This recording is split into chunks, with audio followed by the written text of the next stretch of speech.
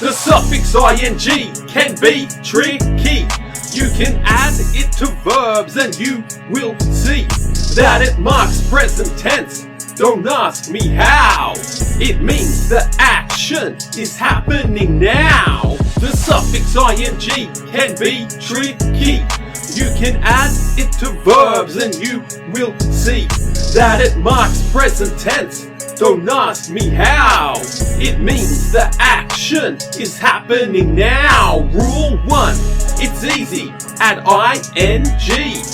Eat, eating.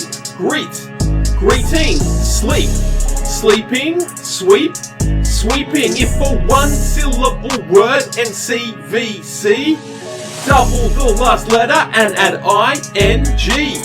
Hop, hopping. Stop, stopping. Skip, skipping. Trip, tripping. Rule 3. If it ends in a silent E, drop the E and add ing. Ride, riding. Hide, hiding. Take, taking. Make, making.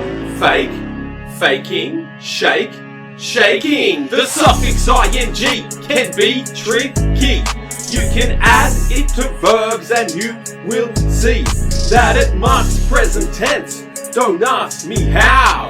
It means the action is happening now. Rule 4. If it ends in C, add K then ing. Frolic, frolicking. Panic, panicking. Mimic, mimicking. Picnic, picnicking. If the final syllable of a word is stressed, then double the last letter and add the rest. Begin, beginning. Forget, forgetting. Submit, submitting. Upset, upsetting. If the final syllable of a word isn't stressed, don't double the last letter, add ing instead. Open, opening. Listen, listening. Visit, visiting.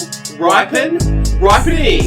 If a word ends with the letters IE, change the IE to a Y and add ing.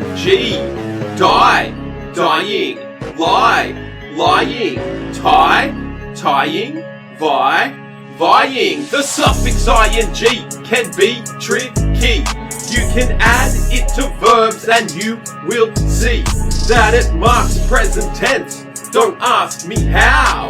It means the action is happening now. Mr. Spelling.